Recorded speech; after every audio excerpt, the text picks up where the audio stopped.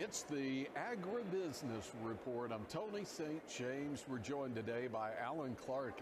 Alan's a producer, a diversified producer from Idaho. Hey, great to see you. Yeah.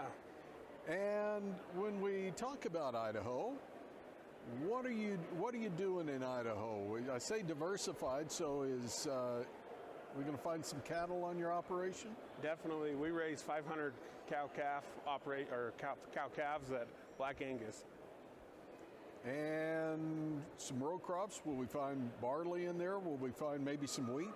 We grow some malt barley for Anheuser-Busch and just wheat for open market sales. Many may think they know what it's like to be a producer in Idaho, but what do you think maybe a misconception is, or maybe something that's underestimated by those in the other 49 states that they might not know about Idaho? You know, some of the things, as I'm out and meeting people, they're like, oh, do you grow potatoes? But unfortunately, my family hasn't grown potatoes for years. But one of the things is malt barley is one of the top commodities grown in Idaho. I mean, we have a perfect environment for it, and you know, we do really well with that. We're right close to the storage facility, so it works really well for our operation. Now, when we talk about malt barley, there's also demand outside of the U.S. for that. Do you or any neighbors rely on exports at all? You know, I'm sure they do, but I know a lot of the malt barley that we grow, it's used right there, malted in Idaho Falls. And sometimes if other areas are having a hard time, they'll ship it out to the Dakotas or wherever Anheuser has their facilities. So definitely good to have a customer right there. Let's talk about something you're doing. We're at the American Farm Bureau Federation's annual convention in Salt Lake City, and you're newly elected to a position, Promotion and Education Committee. Tell me about the committee. Well, the committee at the national level, we're just here to help promote and educate people about agriculture, mainly adult consumer engagement. You know, we're helping our farmers be able to tell their agriculture stories to the general public, the people that are using our products, and we're trying to bridge that information gap that has come about by people being 2 to 3 generations removed from agriculture, and you know, continue to build that trust between the farmers and what we're doing on a day-to-day basis to the consumers that, you know, today they're super interested in where their food comes from, and so we're just trying to help the farmers provide that message for them. So and it may be obvious here, but what are some of the challenges to getting that done? Well, I think one of the main challenges is, you know, farmers, they like to farm. They like to put all their energy into farming. And so to be able to get a farmer to get out of their tractor or off their horse to go out and share that story, that's a hard story because we are dedicated workers and we like doing what we do. So the thought of maybe going out and talking to the general public about what we're doing, it's either scary or it hasn't even crossed their mind.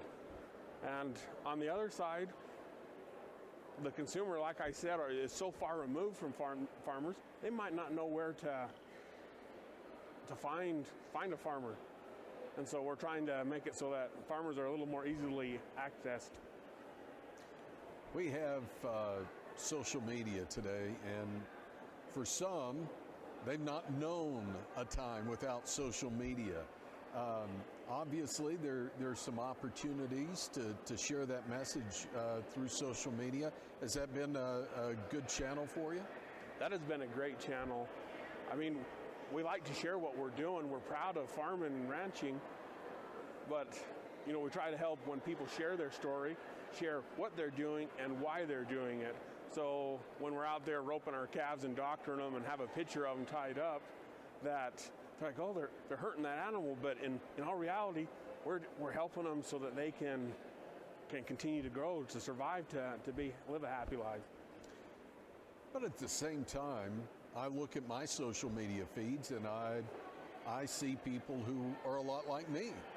And so in many instances, it might be talking to the choir. How do we get past and be able to tell that story and to help others understand when maybe our feed is, again, just peers? Definitely. I understand, preaching to the choir, and sometimes it can be hard.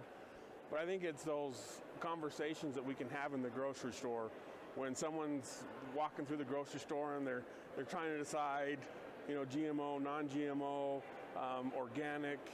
Those are all great practices, but they're struggling with that decision, and maybe just stepping up and saying, hey, I grow that fruit. Do you have any questions? And starting that conversation there and building that trust. I have a quick story. I used to run Spartan races, and I'd be out and talking to people, and I talked to some people from California, and I told them I was a farmer, and they're like, oh man, you're killing us with pesticides. And I went out and I said, not really, and I explained to them that we're only putting like 20 ounces, like a pop bottle worth of chemical out onto a football field. And they're just like, oh, that's not what it looks like, but if that's what it is, I built that trust with them. They had that connection. And what was interesting, they went and they told a lot of their friends, and they all started following me on social media. And so now I have like 20, 30 people from, I think it's San Francisco, that follow me. And when they have questions, they reach out to me because I built that trust with them. And I think if farmers and ranchers can do that, just open that story, be willing to have the conversation in everyday settings, and then utilize social media, it's just going to be a great experience. Well, and you talk about sharing those stories. You're a member of the American Farm Bureau Federation through Idaho. How important is it for producers to be involved at a local level? I think it's so important. There's a lot of us here today, but there's a lot more farmers out there.